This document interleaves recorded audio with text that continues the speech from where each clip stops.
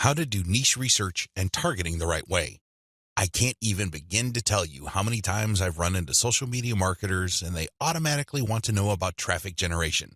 Forget about niche research. Forget about consumer intelligence. Don't worry about setting up the right site to get in front of the right target audience eyeballs. Let's just skip straight to the good stuff. That's the kind of mindset that I run into all the time. And that's why a lot of people struggle in this game. You have to understand that until and unless you find yourself barking up the right tree, you're just going to be chasing your tail. I know I'm using a lot of dog analogies, but these are the most appropriate. Most people are simply just chasing their tails and wasting a whole lot of time doing stuff that doesn't really add to their bottom line.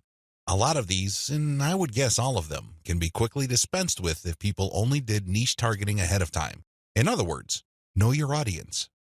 Since you have a clear profile of who your target audience is, the next step is to go to these different social media platforms and find them there. Believe it or not, whatever it is you are promoting, regardless of how esoteric, obscure, or weird it may be, there are already people on social media platforms talking about or showing interest in whatever you are promoting. I know it sounds crazy, it sounds weird, but it's absolutely true. Your job as a marketer is to find those audiences on these social media platforms. The way to do this, of course, is to identify your business's target audience. Sadly, most marketers don't even bother with this. Instead, they just look at social media marketing as a simple task of finding traffic. That's it. That's the name of the game. That's all there is to it. If you want to be successful, you need to be clear about who your target audience is. And believe me, this is not always easy. You're going to run into the temptation of making educated guesses about who your target audience members are. Most of the time, that doesn't work. Thankfully, there is an easier way. The more you take random shots in the dark, making all sorts of wild guesses, the more money and time you will lose.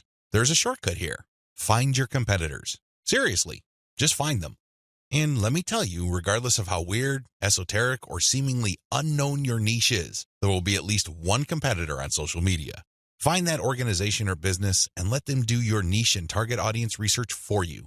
Since they've already started and are already speaking to your audience, find out who your competitors are and look at their social media profiles. Reverse engineer who they're following. Pay attention to who they're targeting. Look at how they categorize themselves. In the most simplest terms, pay attention to the hashtags they use with their content.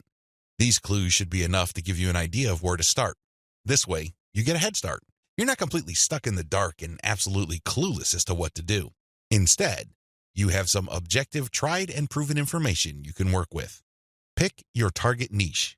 You have to remember that every business can be positioned in at least one of two ways. The bigger your niche, the more angles you would have at your disposal. You can look at different subsegments of your niche. You need to understand how this works because you might think you have a clear niche, but it may well turn out that there are many different layers or tiers to that niche. There might be different subsegments there. You should have a clear understanding of what your niche is generally and what subsegments exist within that larger niche. Again, you can reverse engineer your competitors to take a stab at this. Regardless, you need to do this. You need to get this information. Now that you have an idea of what your target niche is, go to the different platforms like YouTube, Facebook, Twitter, and Pinterest.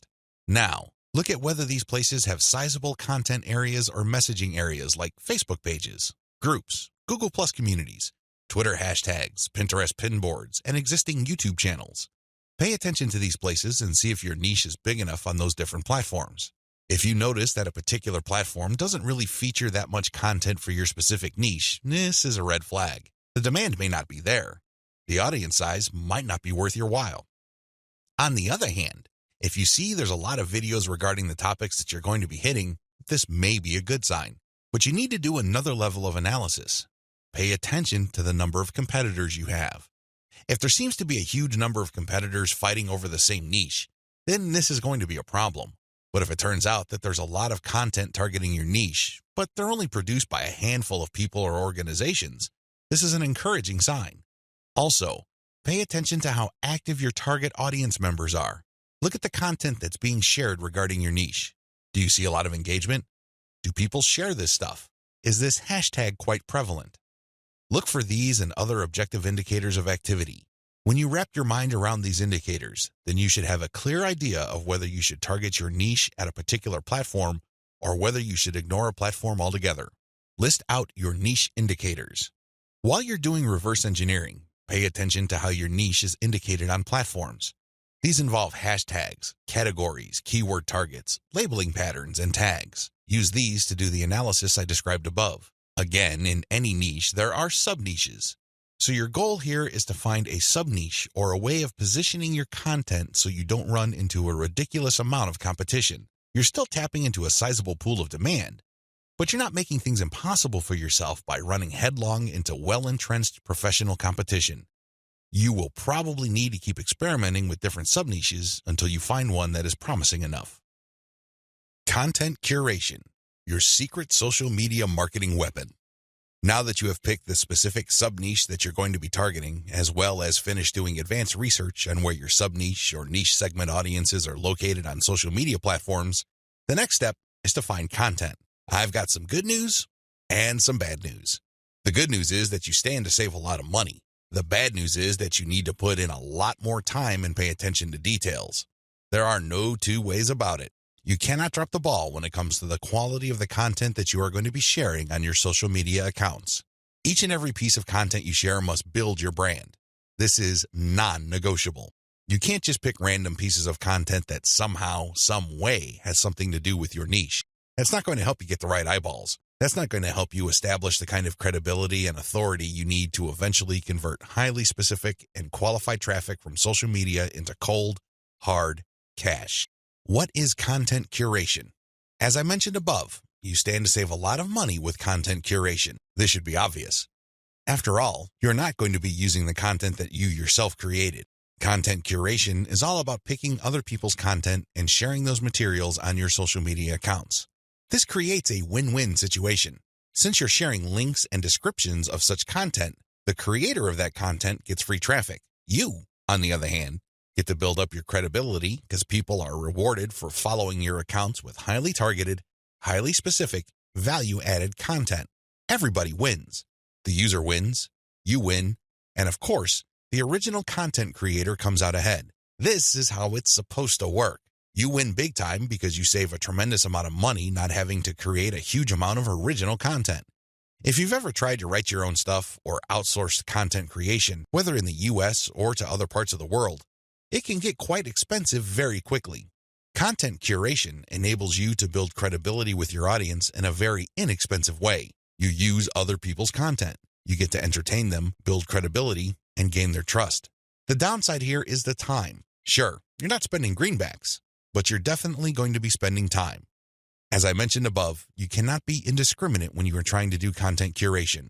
Whatever goodwill you have built up for your brand will go up in smoke if people catch on to the fact that you are just randomly curating and spreading low-quality content that may have something to do with your niche. That's not going to cut it, not by a long shot.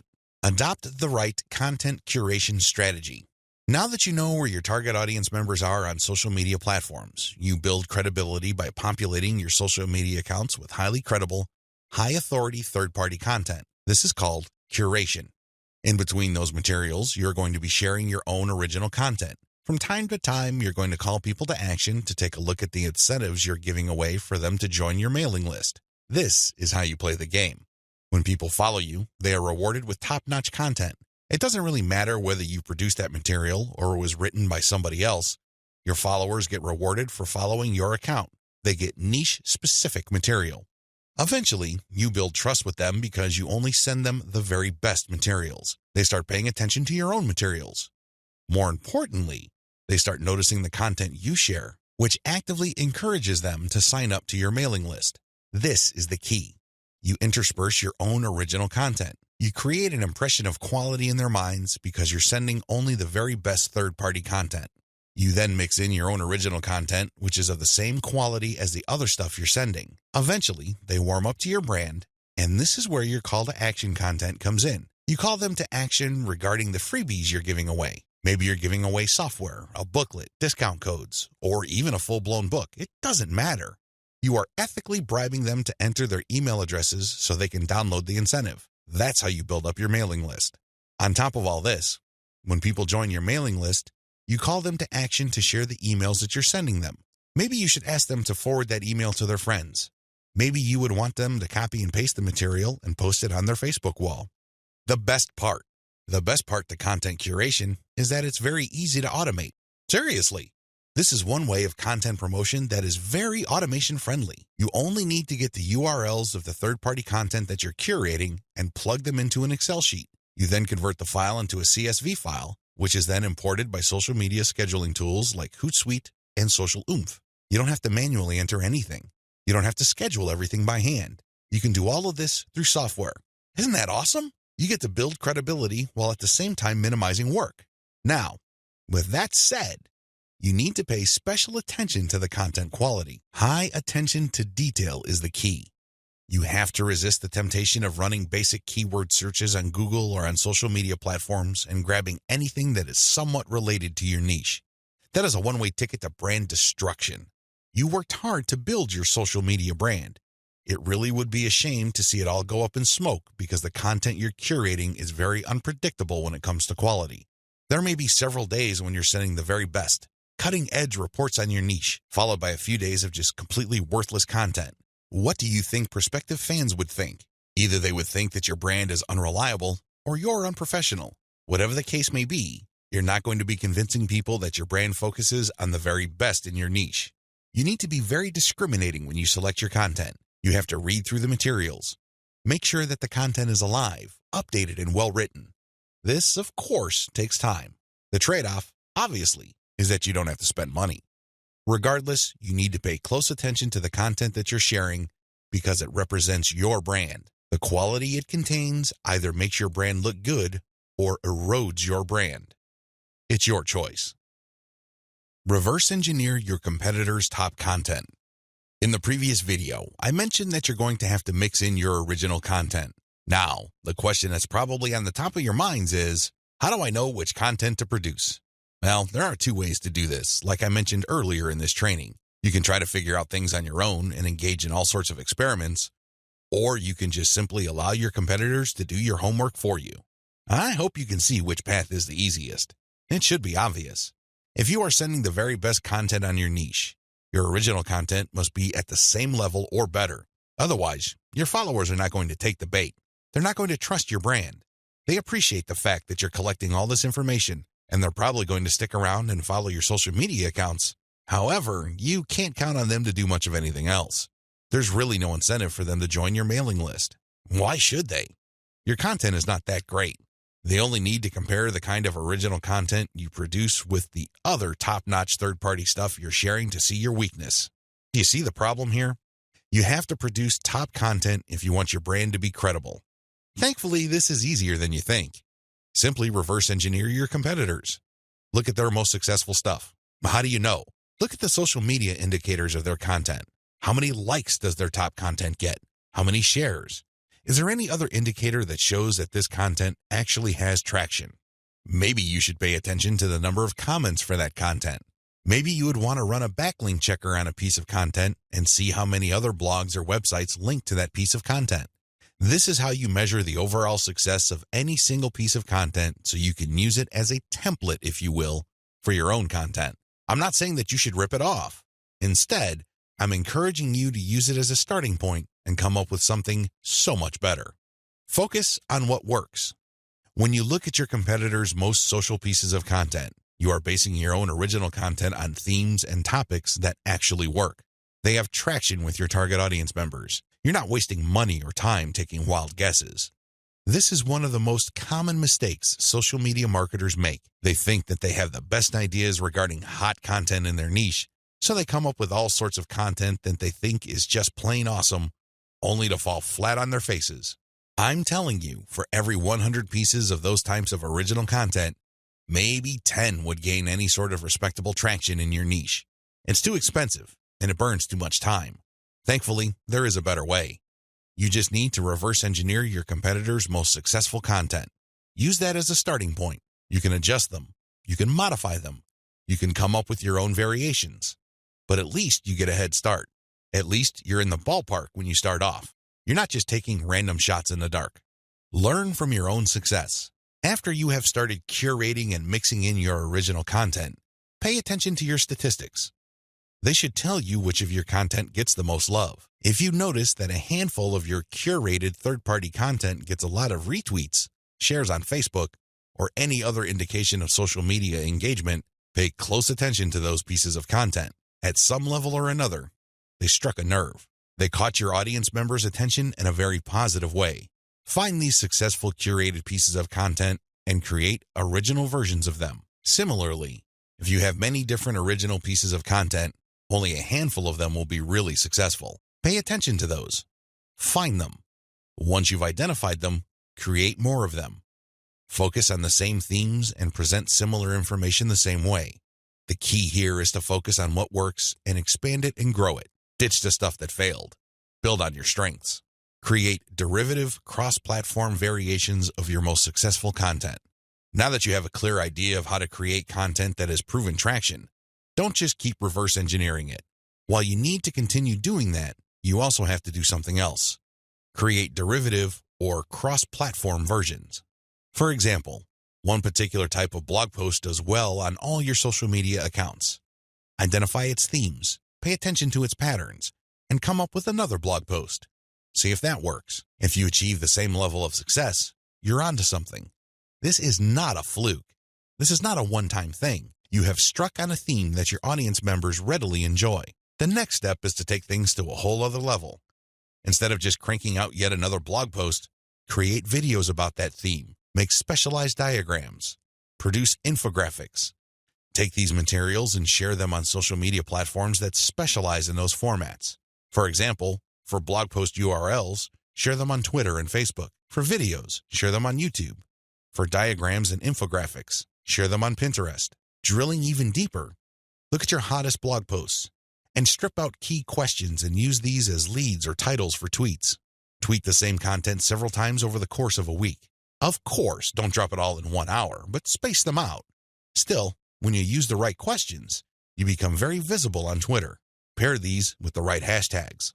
The bottom line, the great thing about content curation is you save a lot of money, but you are also positioning yourself to build on your strengths. You focus on things that you're doing right and figuring them out so that you can predictably produce successful content. Now, this is not going to happen overnight. You have to keep experimenting until you find the right themes that consistently work with your audience.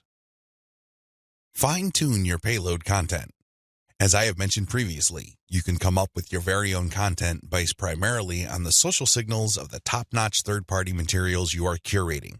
Put simply, when you are going through your research, you will keep coming across certain pieces of content which get a lot of engagement on social media. These are all the objective indicators you need to understand that you are looking at high-quality, high-demand content. At that point, you can come up with your own version of that content. You can use it as a template, so to speak. Another approach would be to just do curation first. You just take all the high-quality third-party content with great social signals and put them all on auto-publish on your social media accounts. You run this curation campaign for several weeks. Soon enough, you will see a pattern. Eventually, you will see that some of these materials get a lot more engagement than others. At that point, you can then come up with your own version. Personally, I pick my own content using both methods. If I'm in a hurry to get people to sign up to my mailing list, I do the first method. But if I'm unsure about the niche or I'm still trying to feel my way around in terms of understanding my audience, I would stick to the second method. There's really no one right answer. It really all depends on your situation. The great thing about the second method is that you are picking out your original content strategy based on what actually works in terms of your social media accounts. You have to understand that even though high-quality third-party content may have a lot of objective social signals, those signals may have been generated in different contexts. Maybe the original publisher was doing something that you may not be doing. Do you see how this works? Still, you can definitely do the first method if you're in a hurry. But if you have some time to spare, you might want to try the second method. Do curation first, let it run, and then pay attention to your statistics. You should be able to see a pattern. In fact, based on my experience, content that tends to do well often falls within a narrow range of themes. In fact, in some of my campaigns, almost all of the content that got a lot of love from the internet was focused on one question. That's how focused your audience's needs may be. You should pay a lot of attention to the following. Look at the engagement of the content and the click-through. A lot of social media marketers drop the ball at this point. They think that it's all about engagement. I'm telling you, regardless of how many likes, shares, or comments a piece of content gets, if people don't click through, those engagement signals are not worth much. Remember, at the end of the day, you want traffic. That's the whole reason why you're doing this in the first place. Getting caught up in how many shares, likes, or comments you get is not going to do you any good. You have to always pay attention to the click-through. There has to be some sort of ratio between total engagement and click-through. The higher the ratio of the click-through, the more attention you should devote to a piece of content. Study high click-through and high engagement content closely. Now that you have identified curated content that performs well, the next step is to analyze them with a fine-tooth comb. Ask yourself, what problems are people interested in when they read this piece of content? How are these pieces of content positioned or presented? Do they use some sort of emotional headline? Do they use subheadings that ask questions? Do they drag the person along? Or do they just lay out the information dead center? Pay attention to cosmetic issues. People do judge a book by its cover, and blog posts and articles are no different. How are these materials formatted? Do they have big pictures? Do they have header pictures? Do they use diagrams? What are they doing exactly? Once you've answered all these questions and you're comfortable with the answers you got, the next step is to create your own content specification sheet. This is going to be your template. Now, make sure that you're not just basing it on one successful piece of content. That third-party content might be a fluke. The company behind it might just have gotten lucky, and for some reason, that piece of content went viral. That's not going to help you. You have to base your template on the success of many different pieces of curated content. This way, you can be more confident of the fact that even if you barely comply with all the specifications, you would at least get some decent and positive results. Using the information above, create payload content. Now that you have gotten your template together, you need to create your own high-quality, high-engagement original content. This content is going to be used to sell people on your mailing list. When they read this content, they're supposed to get excited about joining your mailing list. This is content that is most likely to be credible and most likely to be shared. Are you excited? Well, don't get too excited. A lot of people jump in with both feet and they end up sabotaging themselves because the payload content they create looks like an advertisement. That's obvious spam. Nobody's going to trust you with that. You're obviously trying to pull tricks and play games. That's not going to work. Instead, the content must be informative. Think of it as an infomercial. You're selling something, that much is obvious. But people have to walk away with solid value. You have to walk that tightrope. There's a thin line between shoving stuff down people's throats and providing solid value without asking for anything in return. You have to come up with a decent compromise between the two. The bottom line is, whatever you do, the content you produce must be valuable. It must add value to the lives of people reading your materials. That's how you build credibility. That's how you get people to get excited about your mailing list. Remember, your list is supposed to add value to their lives. It's going to be very hard to give that impression when the content that you share is worthless. I hope you can see that. I'll see you in the next video. Market your list right. Now that you have figured out your payload content, the next step is to understand what kind of giveaway you're going to have to use to get people to sign up for your mailing list. In an ideal world, people can see the value you bring to the table. They only need to look at the content you share as well as the crucial information they get from your premium content. They see this premium content and they see what you're about, what you have to offer, and why it's such a good idea to sign up to your mailing list. Unfortunately, things don't work out that way. Even if you have the very best blog posts and articles on your website, people still need a push to sign up to your mailing list. This is where incentives come in. You're going to offer free, high-quality premium content, but you're going to repackage it in a way that people would appreciate. Maybe you put in a book. Maybe you come up with some sort of cheat sheet or resource sheet. Or perhaps you can strip it all down into a booklet or even convert it into software form. Whatever the case may be, this premium free giveaway content is going to act as an incentive for people to join your mailing list. They get a copy of whatever it is you are giving away for free in exchange for their email. I call this an ethical bribe. You're bribing people to sign up to your list. Normally, they wouldn't. Only a very few people would take the time and bother to sign up for your list, regardless of how awesome your blog posts and articles are. That's just the reality. Finding out what to use as an incentive. I hope you can see the logic behind giving away freebies so people can sign up to your mailing list. People need a push. People need some sort of extra sweetener to get the deal going. They need something extra to get them off the fence and onto your mailing list. Now, the next step is to figure out what kind of incentive to give away so people would join your mailing list. The good news is, you don't have to start from scratch. You don't have to take wild guesses. You don't have to take shots in the dark. When you pay attention to your top-performing original content, You should have all of the information you need to come up with a compelling incentive. For example, if you run a gardening blog and you notice that a lot of people click on share and otherwise engage with your content on tomatoes, it's probably a good idea to come up with a free giveaway book on how to build your own inexpensive tomato greenhouse. You see how this works? Pay attention to your best performing original content. Look at the questions they answer and look at the questions they fail to answer. This way, you can use your popular content as a launching area for your incentive content. You let your readers know that if they need more information, and they will because the content that they're enjoying or missing certain items, they should click on this link. That link, of course, is your squeeze page. The squeeze page advertises your giveaway and lists out the reasons why people would want to download that giveaway. It's pretty straightforward. You're just offering premium content that your other freely available content is already pointing to. They're pointing to that content because they don't contain that material. They do a good job of building credibility and authority. They do a great job adding value to the lives of your readers, but it's also obvious that there are certain parts that are missing. For those extra materials, they have to sign up. It's absolutely free. It doesn't cost them a dime, but they need to sign up to your mailing list. This is how you set up your mailing list. It has to be closely tied to your premium content. Coming up with incentives or freebies that look like they came out of left field because they're unrelated to whatever it is you're currently doing is not a good idea. Chances are quite good that you're going to fail. When you come up with incentive content that is directly related to the materials you're already sharing, you create a feeling of value. There's also a feeling of exclusivity. After people have seen your content and have become aware of what you are and what your brand is about, you let them in on a special premium. This is a special deal that other people who haven't accessed your brand have no idea about. Position all your original content to push your mailing list first. To play up the value of your incentive content, you first have to promote the value of the mailing list. I know this sounds counterintuitive, but if you think about it, it makes all the sense in the world because, in reality, it's the mailing list they're signing up for. The freebie that you're giving away is just a bribe.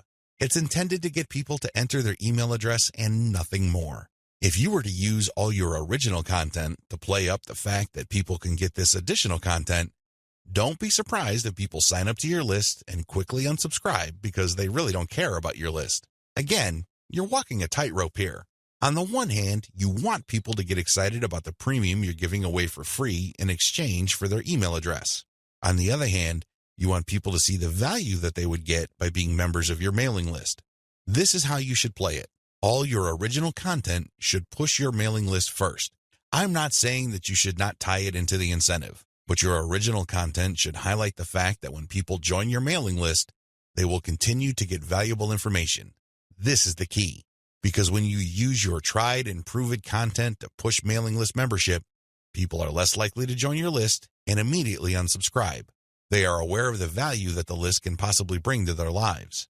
You then play up the premium content as part of the membership. In other words, it's an extra. It's not the main focus of the list. Keep the list separate from the premiums you use to get people to sign up to your list. I hope this is clear because you want to play up the list first, but it must be obvious that you are using the premium content, whether it's a free book, a booklet, a cheat sheet, some sort of pre-recorded video, or something else, as a means to get people to make a decision. That's the bottom line. You want the incentive to push people to make a decision to join your list, but all your original content, and your website by extension, should push the reader to see the value of being a list member. A lot of social media marketers completely blow this. They think that it's all about marketing the incentive. Well, to continue with the example I raised earlier, what happens after you get people to sign up to your list in exchange for the greenhouse guide? That's right, nothing. Why?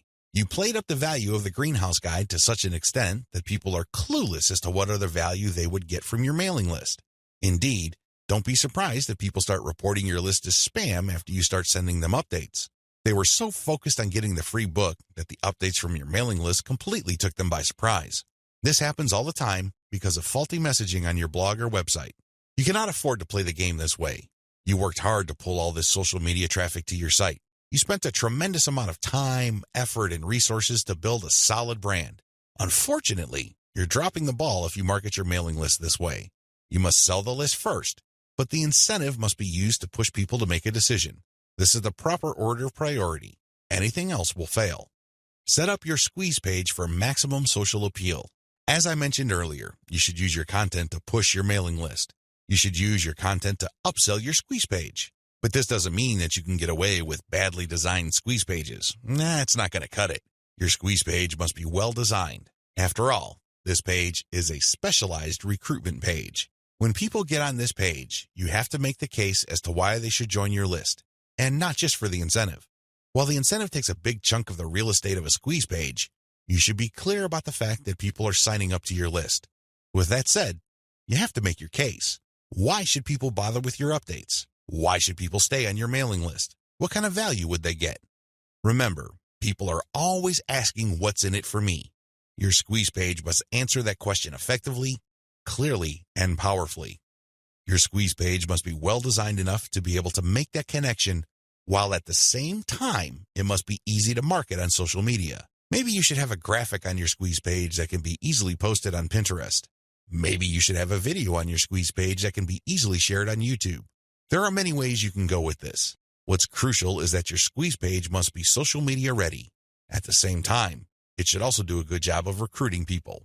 Set up the right confirmation page. When people join your list, thank them and make them feel welcome. You also have to clue them in regarding the content they should expect to receive. Make them feel that they just did the right thing. Make them feel that they solved a major problem. Not only do they get access to the digital freebie you're giving away, but they're also going to be receiving valuable information regarding a particular topic that they have problems with. This is how you sell the list. Simply hyping up and over-promoting the premium is not going to help you convert social media traffic into cash. That's just not going to happen. You have to sell the list. You have to build trust in the list.